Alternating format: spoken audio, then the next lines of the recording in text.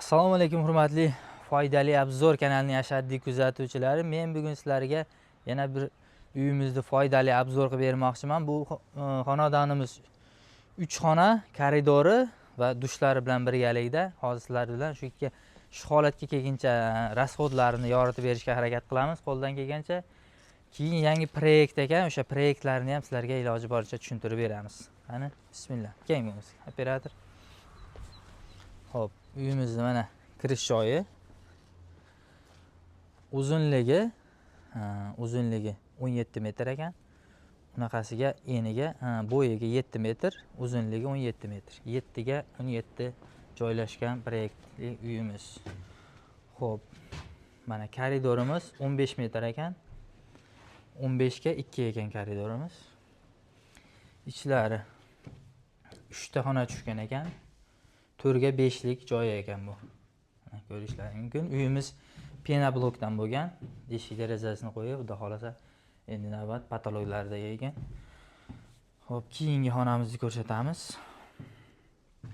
Ikkinchi xonamiz mana chiroyli akfalarni qo'yib qo'yishibdi. Ikkinchi xonamiz ham xuddi shu holatda. Bu ham 4 ga 5,5 ekan. Mana ko'rinishlari. O'ta zo'r. Har bitta uyda har bitta anaqa portichka qo'yib qo'yishibdi.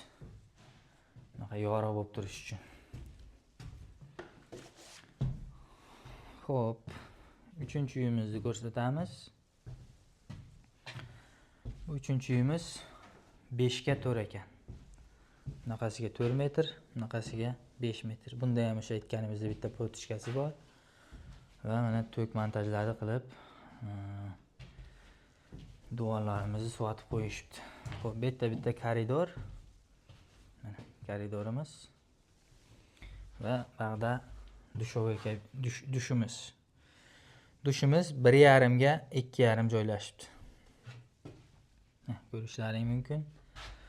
Xo'p, endi bunga ketgan rasxodlarni hisoblaydigan bo'lsak, 1050 ta pena blok ketgan ekan. Sementiga 10 tonna sement ketgan ekan, bu yerda. O tumbalari ham bor, o'shalarni o'pchi hisobda. Tumbalari yu, fundamenti yu, sesmasi 10 tonna oshiqroq sement ketgan ekan.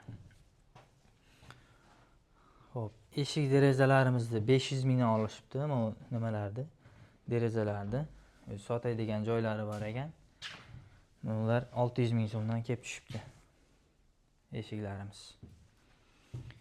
Xo'p, to'rsinga keladigan bo'lsak, o'pshi 28 ta 4 metrlik, 28 ta 2 metrlik to'sin ketibdi.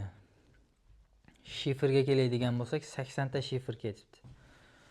Bu pol taxta bularni bilishmaydi ekan, chunki hozir akalari yo'q ekan uyda. Xo'p, videomizni qo'ldan kelgancha shunaqa yoritib berdik. Sizlardan albatta bitta poddeshka, bitta like so'rab qolamiz. Kimga shunaqa xizmatlar kerak bo'lsa,